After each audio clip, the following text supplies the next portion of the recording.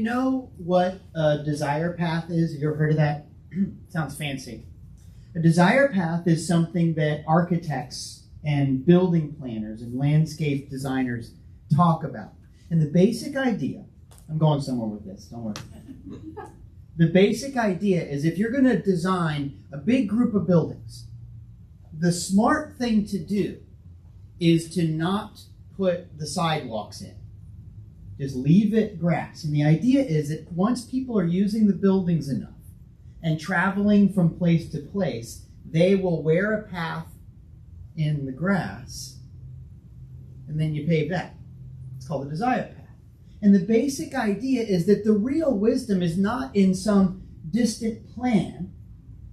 The real wisdom is in the use. Now take a minute and think about the parts of your life that might benefit from a desire path kind of approach. Now recognize that takes thinking about things in a different way in a world where it's so important to have a clear vision of what you're going to do, and a cool person, a sophisticated person, an actualized person is someone that is going to tell you where all the pieces go on the chessboard. What if the important thing is whatever you're doing right now? What if the path that's right for you is the thing you're already doing? What if your heart already knows what's important and your job is just to show up for it? What if? And not just that, but also that something about what you're doing right now, just like those people walking through the grass and establishing the trail, what if there is something that you're doing right now that is invoking, creating, making the way for what is right? What if you are a trailblazer? You have that power. And like I said, I recognize that that's very different. I recognize that for a lot of people, there's this desire to just sort of, I gotta get somewhere. And if I'm not getting anywhere, well, I'm not getting anywhere. There's so much pressure. Are you on the right path? And we think about this in a religious way. You know, I used to think that my job as a minister was to sell people a particular path. Here I am trying to get you to agree to a particular doctrinal formulation of ideas, right? And I'm not even trying to save you from fire and brimstone. But can I get you to read this book? Can I get you to think in this order of things, right? Get you to get on a path. But it's not even necessarily a spiritual thing.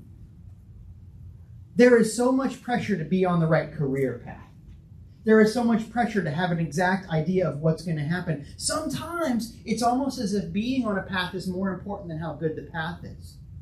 I've been on 5 different diets this month. I'm really getting somewhere. Because as long as I'm on a path to something, that's what counts. It doesn't even matter where the path is headed, as long as I'm going somewhere. And I feel that. Perhaps I'm not the only one that is aware of that kind of pressure in life. What are you doing? What's your plan? What's your path? What are you going to do next? Are you on something? People ask me that a lot. But,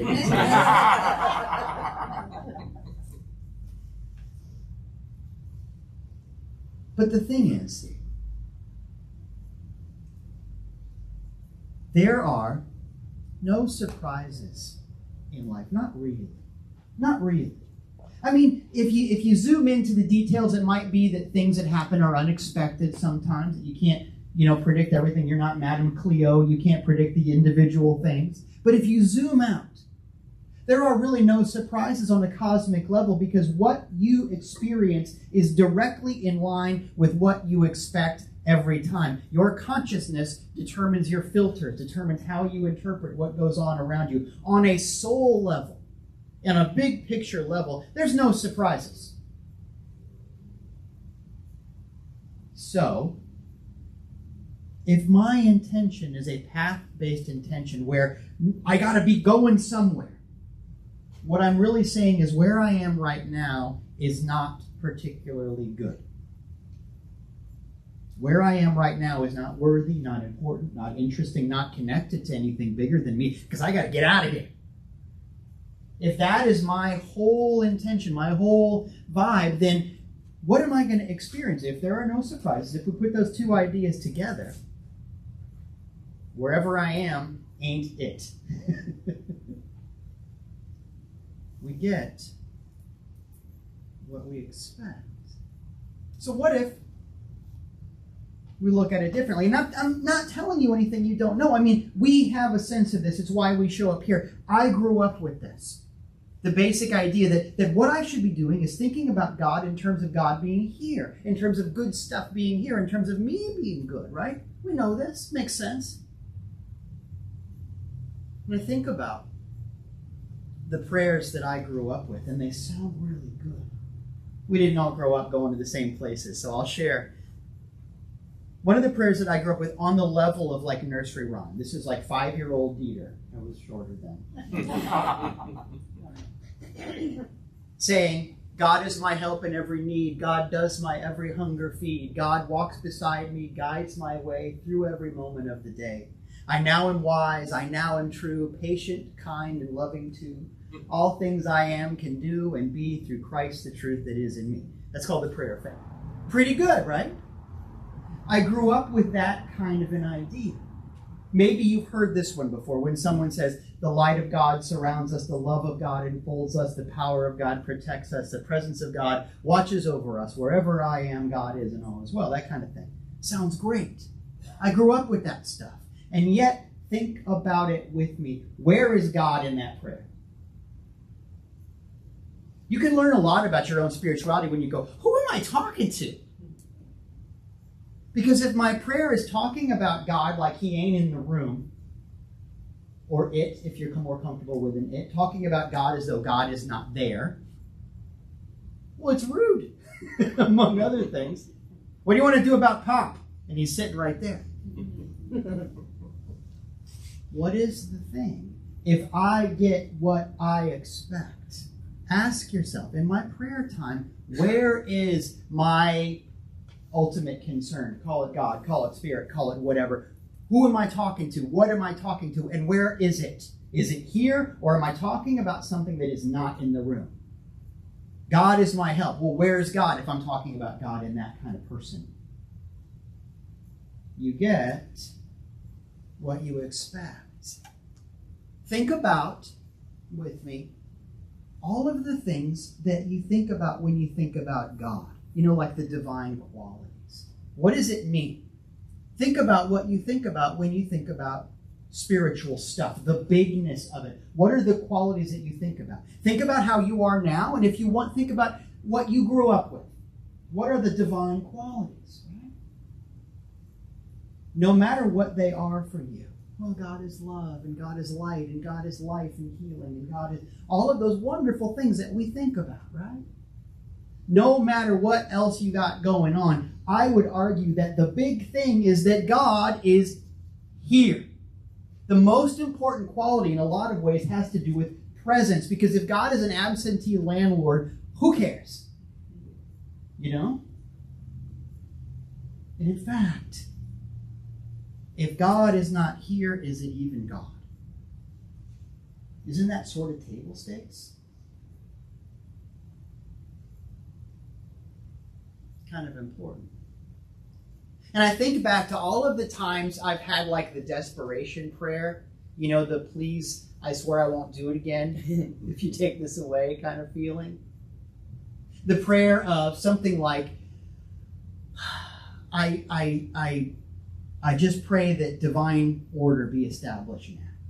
Something like that. And I've heard people pray that way. It's not just me. Something like, I know that divine law is going to show up in this way. I know that God is, I'm just praying for that to be established now. You've heard those prayers. Maybe you said those prayers. But I ask you again, who are you talking to? Is God here or not? Because should we also pray that gravity be established now? Should we also pray that puppies be cute? It already is, or it ain't God. What if the prayer process is not the process of conjuring God to show up? What if the prayer process is not the process of please arrive? You're not casting a spell. Expecto divinum or something. God is here or not, yeah? That was a lot, wasn't it? God is here or not. So what if the tone of the prayer, what if the sense of my spirituality is not about will you please show up, but rather may I see what already is? What if it's not a conjuration, but rather a realization, a perception? May I see you happening, Spirit. May I see it. May I get out of the way of it, but may I see it. Because you get what you expect. Right? And maybe that has something to do with how we see each other. I think a lot about the stories that I tell to myself about other people. I have a day job, and in my day job, I'm on Zoom a lot.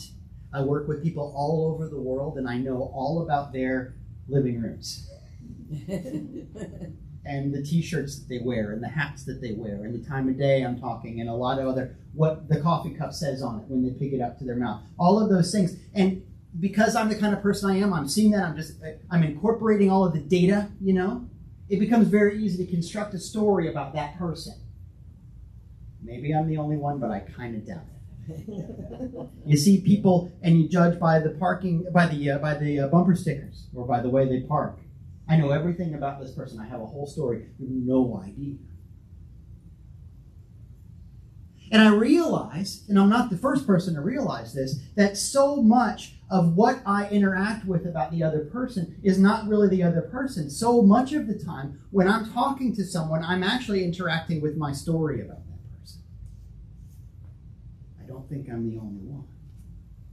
So maybe my prayer for them and with them is the same as my prayer about God, which is, may I see past the outer appearance. May I realize that you're there. And maybe something magical happens if when we see people, we work on not seeing the story about the person. It takes practice, supposedly. It takes getting past something. We're taught that, all it is the appearance. But what if you just take a breath? What if you just look someone in the eye and go, wait a minute. There is something going on there that is beyond what I bring to the table. It sounds pretty good. I see some people nodding their heads. It sounds like, okay, I can do that. I can work on that. That person at the stoplight who asked for money, what if I just looked them in the eye as though they were a human being? What if I start there? That person that I do not want to see at Thanksgiving that I know I'm gonna. What if in between exchanging mashed potatoes, I just see them? Not as I perceive them, but as they are. What happens? The Quakers say, I am here to serve that of God in each person. That of God. In other words, I'm not looking at what they're doing. I'm not looking at how much money they have or don't have. But I'm supposed to see the God part of them, the child of God, that divine spark, the magic part. I'm supposed to see that.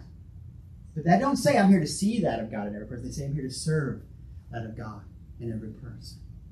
Because service is better than seeing. It involves a bigger commitment.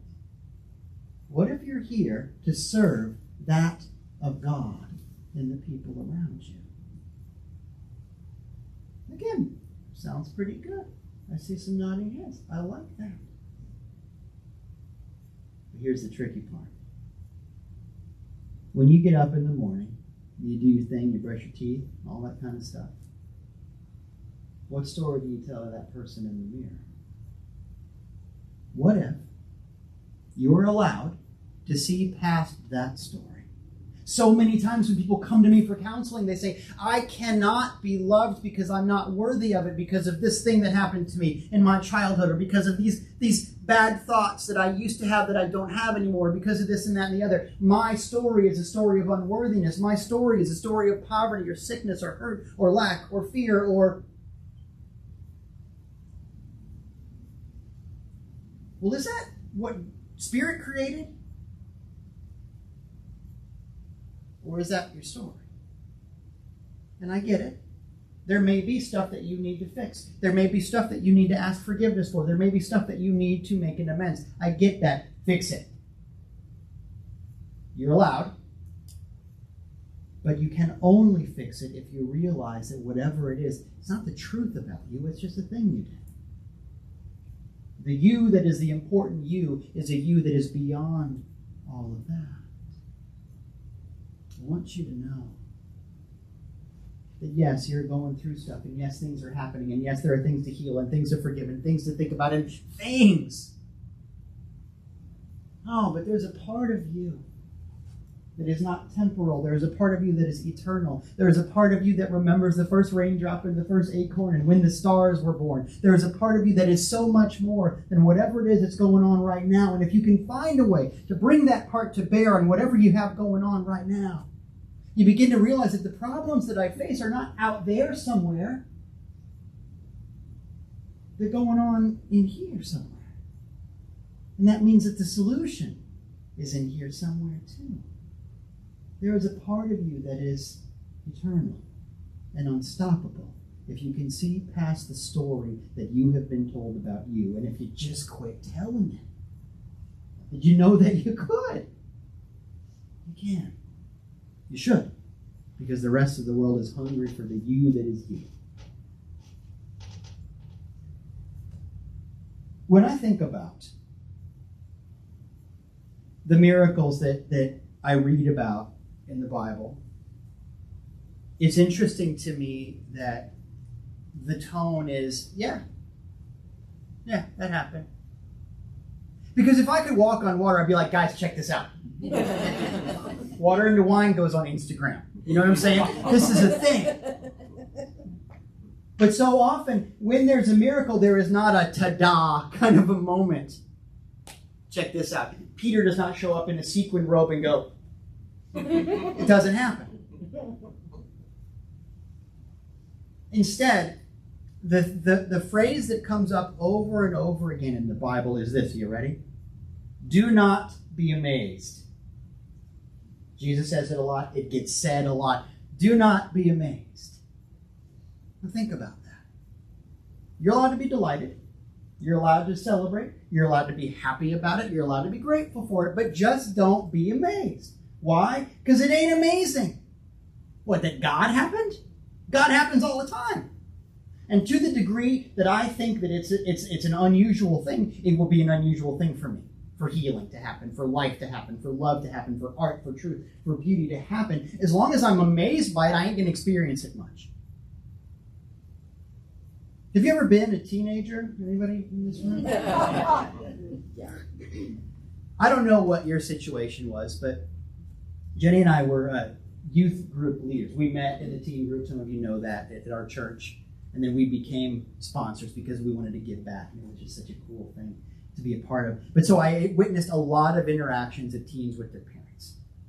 And the thing I saw a lot is something like this story. Oh, wow, you showed up on time. Nice work, I'm amazed. From the parent to the child. Oh, wow, you got here without getting a speeding ticket. I'm amazed. Nice going. And look, as a parent, sometimes it is amazing. But you don't say it because it's not supposed to be amazing. Is that going to provoke a great reaction from the teen? Is it going to make it more likely that the desired effect happens the next time? Or is there a barrier in my thought and in my feeling that prevents it from occurring the next time? This is like parenting 101 stuff, right?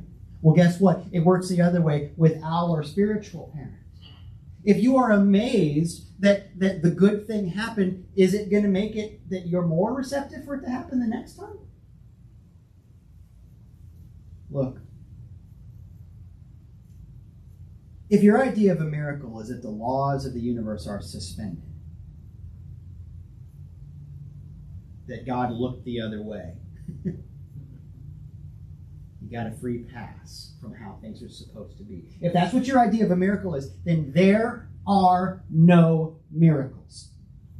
Gravity doesn't just give up. Love doesn't just give up. God doesn't give up. The truth about you is that beauty, is that life, is that thing. The real astounding thing is that we can be in the face of it and not see it. So I'm not crazy about words like miracle because it's happening all the time. I'm not crazy about a word like supernatural. Great show, kind of a hunky Ghostbusters vibe. But there's nothing super about it. It is natural. I'm not even crazy about metaphysical because let's stop making boundaries. It is or it isn't. And if it's God, then it has to just fit under the category of is. God just is. Spirit just is. Life just is. And if I can begin to see past the story of there's only so much good or love or truth to go around, something happens. I know that we've been told that having some kind of a spiritual moment is supposed to be like the angels appear and the music swells and there may be some kind of an explosion. You know, there's a real like a sort of a Titanic moment where that thing happens. Leonardo DiCaprio is often there, and the thing happens. But the truth is, if God is always here, the spiritual moment is more like, oh, there it is. It's more like waking up. Do you remember? You probably don't, but it must have happened. I don't remember in my own life, but do you remember when you were told about gravity? Kind of important. But it's one of those where, oh yeah, okay, that makes sense. I get it. Now I understand why when I let go of the cup, it drops on the floor. Okay, cool. Got it. It's like that. Maybe instead of expecting something otherworldly, the trick is to realize that, oh, wait a minute, right now, God is. Okay, cool. We're vibing. Got it. Okay. I'm going to act differently now. Let's not remove ourselves from it. Let's embody it. So if God is happening all the time, if I get what I expect on a cosmic level, if I'm going to start praying, not that God shows up or that divine order be established or anything like that, but instead say, oh, okay, got it. That's a very spiritual thing to say. I begin to realize something really big.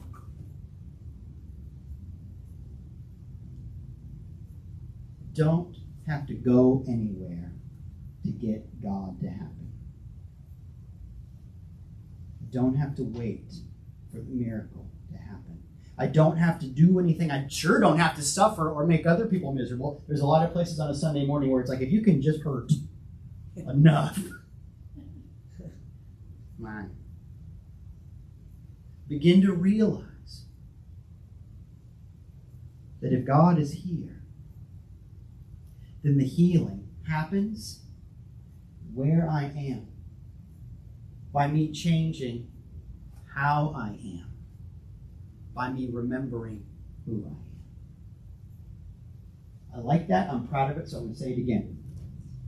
The healing happens where I am, by me changing how I am, by remembering who I am. The miracle, the healing, the love, the breakthrough happens where you are. Stop waiting. Stop going, oh, someday when I win the lottery or when I get this thing about me just the way that is socially acceptable.